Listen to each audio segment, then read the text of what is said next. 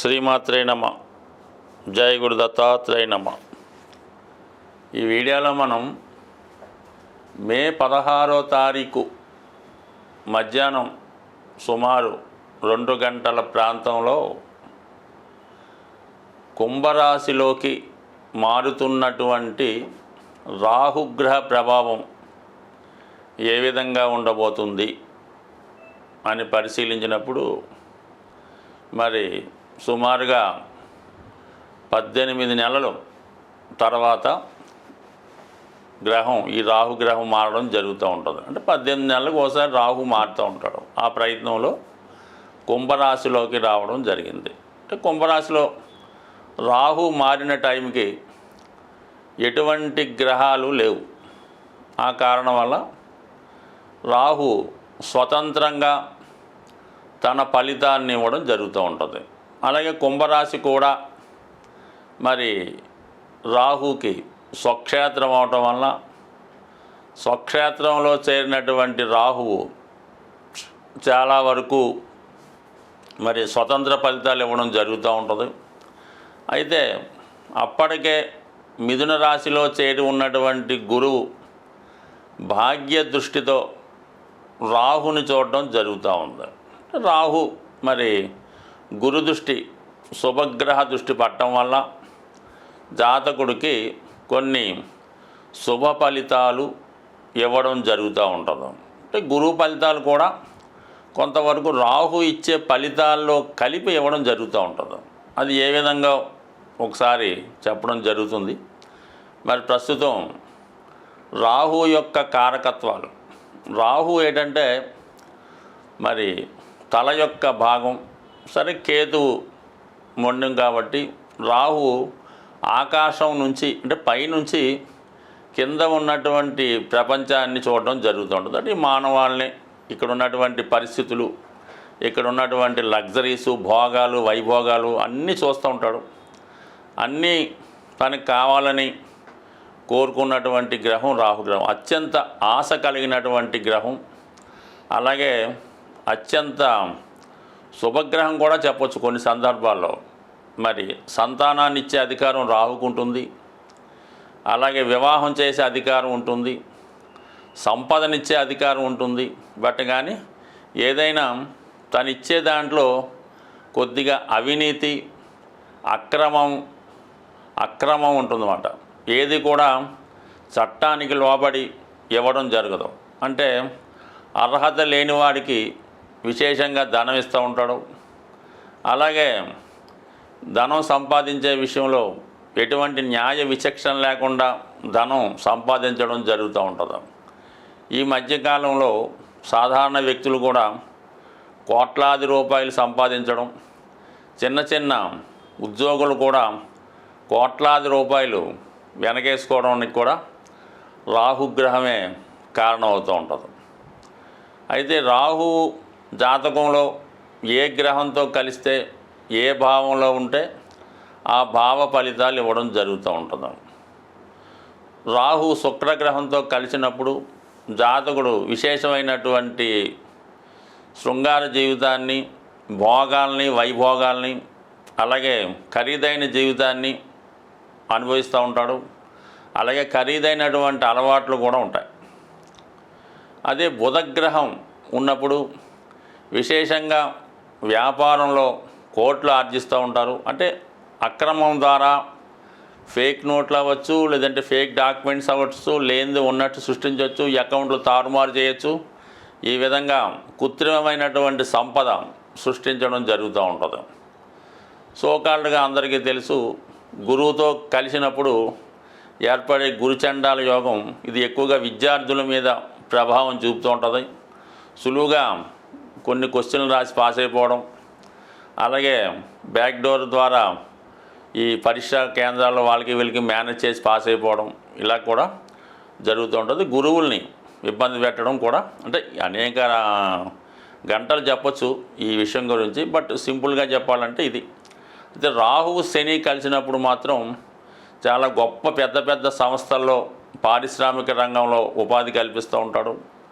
ఇప్పుడున్నటువంటి సాఫ్ట్వేర్ రంగం అయితేనే, సినిమా రంగంలో అభివృద్ధికి ఈ శని రాహులే కారణం అవుతూ ఉంటాడు. ఎవరి జాతకంలో అయినా శని రాహులు కలిసి ఉంటే వాడి జీవితంలో చిన్న స్థాయి నుంచి అత్యున్నత స్థాయికి వెళ్ళే అవకాశాలు రావడం జరుగుతూ ఉంటుంది. అది కష్టపడి సంపాదించడం జరుగుతూ ఉంటుంది. ఇది గొప్ప యోగం మాట. చాలా వరకు ఇది జాతకంలో ఉండాలని కోరుకోవాలి. అలాగే ఏంటంటే శుక్ర రాహులు ఉండడం కూడా ఎలాగైతేనే జీవితంలో చక్కగా అనుభవిస్తారు. ఇంకా అందరికీ తెలుసు, రవి చంద్రులతో రాహు ఉన్నప్పుడు అది ఒక గ్రహణ యోగంగా ఏర్పడి జాతకుడి యొక్క మంచితనాన్ని మరుగున పెడుతుంది. పిల్లల వాళ్ళని ఇబ్బంది పడుతుంటారు. బట్ ఏదైనప్పుడు కూడా ఏ గ్రహం ఫలితం ఇచ్చినా ఇవ్వకపోయినా రాహు మాత్రం కంపల్సరీగా ఫలితం ఇవ్వడం జరుగుతుంది.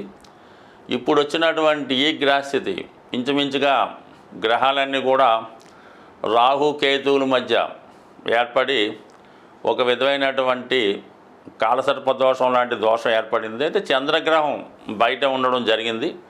మళ్ళా కొన్ని రోజుల్లో చంద్రుడు కూడా ఈ గ్రూపులో చేరడం జరుగుతుంటుంది. కాబట్టి మరి ఈ సమయంలో జన్మించిన వారి మీద కూడా ఈ గ్రహ ప్రభావం, ఈ రాహుకేతు ప్రభావం ఎక్కువగా ఉంటుంది. కాబట్టి సో ఏదైనా ఈ రాహుకేతువులు ఎంత శుభాన్ని ఇస్తాయో అంత ఇబ్బందిని కూడా పెడుతుంటాయి. అది జాతకుడు తనను తాను ఉపయోగించుకొని గ్రహాల్ని ఏ విధంగా సంతృప్తిపరచాలో, ఏ విధంగా నడిస్తే శుభ ఫలితాలు ఇస్తే తెలుసుకొని గ్రహాలకు అనుగుణంగా జాతకుడు నడిచినప్పుడు మరి గొప్ప ఉన్నత స్థాయికి జాతకులు వెళ్ళడం జరుగుతూ ఉంటుంది. ఈ వీడియోలో మనం వృశ్చిక రాశి వారికి చతుర్థ రాహు అంటే కొంతకాలంగా అంటే ఇంచుమించు మార్చి నెలాఖరు దాకా అర్ధాష్టమ శని జరిగింది మన వృశ్చిక రాశి వారికి. ఇంకా అర్ధాష్టమ శని వెళ్ళిపోయింది అనుకున్నటువంటి 45 రోజుల్లోనే మరి మనకి రాహు చతుర్థ భావంలోకి వచ్చి ఇంచుమించుగా అదే ఫలితాన్ని ఇవ్వడానికి సిద్ధంగా ఉండడం జరిగింది.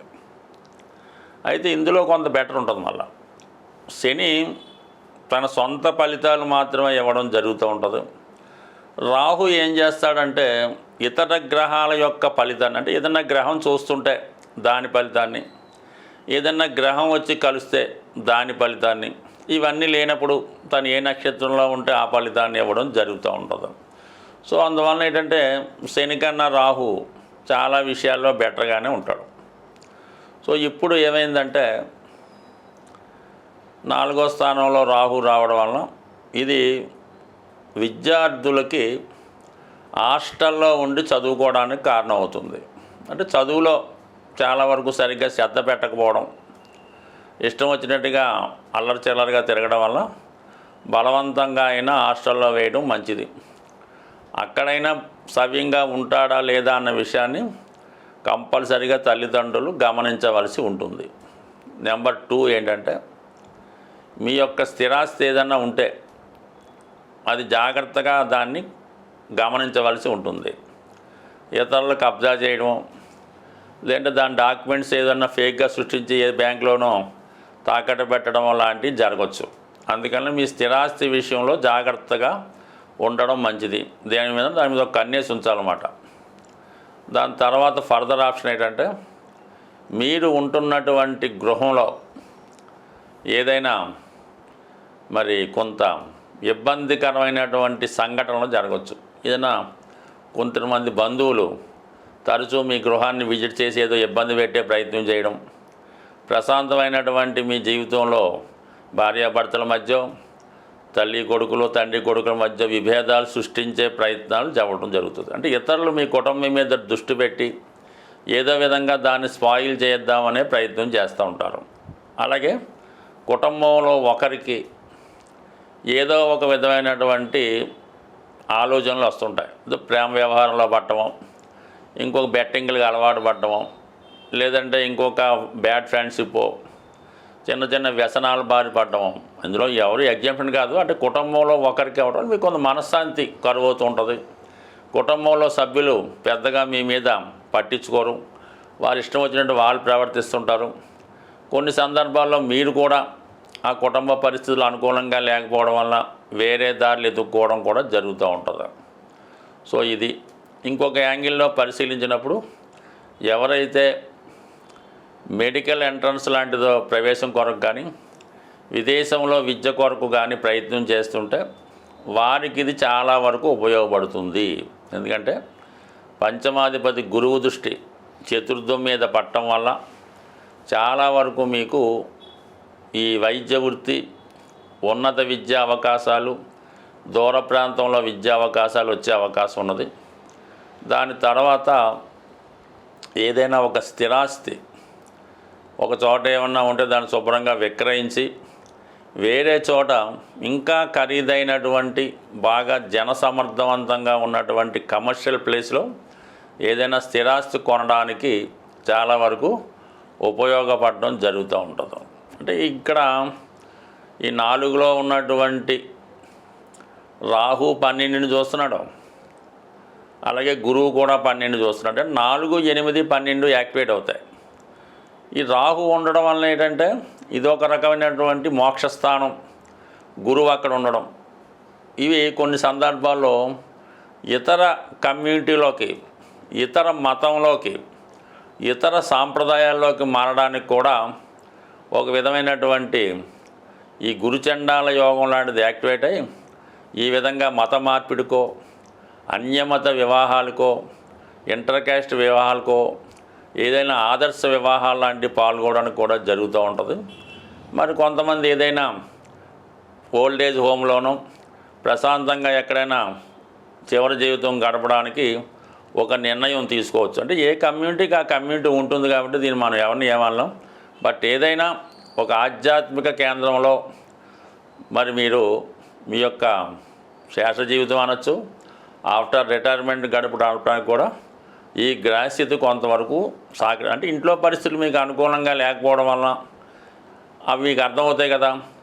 దానికన్నా మీరు ఏదైనా హోమ్లో ప్రశాంతంగా చేరి హాయిగా ఉండడం బెటర్. గ్రహాల యొక్క స్థితి మనకి అనుకూలంగా లేనప్పుడు ఆ గ్రహాలకి పరిహారం చేసుకోవడం వల్ల ఆ గ్రహాల మంచి ఫలితాలు మాత్రం మనం పొంది చెడు ఫలితాలని దూరం చేసే విధంగా జరుగుతూ ఉంటాయి. ఏదైనా ఒక గ్రహానికి మనం పరిహారం చేసుకోవాలంటే ఆ గ్రహం మీద శుభగ్రహ దృష్టి ఉంటే ఆ గ్రహం మనకి ప్రసన్నం అవడం జరుగుతూ ఉంటుంది. అదృష్టవశాత్తు రాహుగ్రహం మీద గురువు యొక్క దృష్టి ఉండడం వల్ల కంపల్సరిగా మీరు రాహుగ్రహానికి చేసే పరిహారాలు మీకు మంచి ఫలితాన్ని ఇవ్వడం జరుగుతూ ఉంటాయి. ది బెస్ట్ రెమెడీ రాహుకి ఏంటంటే ముందు మీకుగా మీరు మీ యొక్క ఖర్చులు, మీరు వాడే వస్తు వాహనాలు ఒక్కసారి పరిశీలించండి. అవి మన స్థాయికి మించి ఉంటే వాటిని తగ్గించే ప్రయత్నం చేయండి. నెంబర్ 1 అంటే మనం వాడే కారు, వాడే సెల్ ఫోను, వాడే బట్టలు, నిత్య జీవితంలో మనం పెట్టే ఖర్చులు ఈ ఒక్కసారి గమనించి దాన్ని కంట్రోల్ చేసుకుంటే నెంబర్ 1గా సరిపోతుంది. అది రాహుకి నెంబర్ 1 రెమెడీ.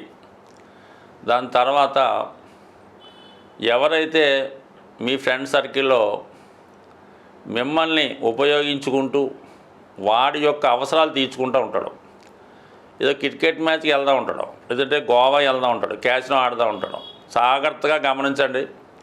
అటువంటి వాళ్ళని ముందు దూరం పెట్టే ప్రయత్నం చేయండి. మీకు అవకాశం ఉంటే వాడిని మార్చే ప్రయత్నం చేయండి. అంటే మీరు మంచి దారిలోకి వాడిని తెచ్చుకొని వాడిని ఆ వ్యసనాల నుంచి బయటపడితే దాన్ని బట్టి మీరు కూడా అంటే ఎంత మనం మానేద్దామన్నా ఏదో ఒక బలహీన క్షణంలో వాడు ఏదో గోవా వెళ్తూ ఉంటాడు, కంపల్సరీగా వెళ్ళడం జరుగుతూ ఉంటుంది. అందువల్ల ఈ 2 ముందు తగ్గించుకోండి. దాని తర్వాత మెయిన్గా రాహుగ్రహానికి అమ్మవారు అంటే దశ మహావిద్యలు, ప్రత్యంగర చాలా అనేక రకాలు ఉంటాయి. బట్ కానీ అందరికీ అనుకూలమైనది కనకదుర్గ అమ్మవారు. ఆ అమ్మవారికి మీరు ప్రతి శుక్రవారం విధి విధానంగా దర్శించుకొని అవసరమైతే అమ్మవారికి ఒక నిమ్మకాయల దండ, కుంకుమర్చన, రాహుకాల దీపం అంటే మంగళవారం కానీ శుక్రవారం కానీ ఇంపార్టెంట్ అన్నమాట. మంగళవారం అయితే 3 to 4:30, శుక్రవారం అయితే 10:30, 12 ఈ టైంలో రాహుకాల దీపం వెలిగించడం. మరి మగవారైతే రాహుకాలంలో ముఖ్యమైన కార్యక్రమాలు ప్రారంభించుకోకూడదు. అది కొంచెం జాగ్రత్తగా గమనిస్తే సరిపోతుంది. అలాగే ఎక్కువగా ఏదైనా మరి ఈ వాయుతత్వ రాశిలో రాహు ప్రవేశించాడు కాబట్టి విధి విధానంగా మీరు అమ్మవారికి హోమం చేయడం ద్వారా కానీ, హోమంలో పాల్గొనడం వల్ల కానీ కంపల్సరీగా రాహు ప్రసన్నం అవడం జరుగుతుంది. అంటే గురు దృష్టి కూడా ఉంది కాబట్టి గురువు యొక్క స్ట్రెంత్ను కూడా పెంచుకోవచ్చు. గురువు బలాన్ని పెంచుకోవాలంటే ఏకైక మార్గం ఏంటంటే దక్షిణామూర్తి, దత్తాత్రేయుడు, మీకు విద్య నేర్పిన గురువు. ఇవన్నీ మన వల్ల కాదంటే చక్కగా గోశాలకు వెళ్ళడం, మీ యొక్క బరువు ఎంత ఉందో అక్కడ చూపించుకోవడం, ఆ బరువు తగ్గట్టుగా ఆవులు తినే ఏదైనా బెల్లం కానీ, శనగలు కానీ, నవధాన్యాలు కానీ, గడ్డి కానీ ఆ గోశాలలో డొనేషన్ చేయడం వల్ల మళ్ళీ మీరు కొత్తగా జన్మ ఎత్తితే ఏ విధంగా ఉంటుందో అంత బలమైనటువంటి ఫలితాన్ని మీరు తులాభారం ద్వారా గోశాలలో డొనేట్ చేయడం వల్ల కంప్లీట్గా మీ జీవితం మారుతుంది. అది రాహుకే కాదు, మీరు ఎటువంటి దీర్ఘకాలిక అనారోగ్య సమస్యలతో బాధపడుతున్నా, లేదా ప్రాబ్లమ్స్ ఉన్నా, విభేదాలు ఉన్నా, వివాహం జరగకపోయినా మరి ఆ గ్రహం ఏదో చూసి ఆ గ్రహానికి సంబంధించిన వస్తువు తులాభారంగా గోశాలలో ఇవ్వడం వల్ల అతి శీఘ్రంగా మీకు ఫలితం వచ్చే అవకాశం ఉంది. స్వస్తి.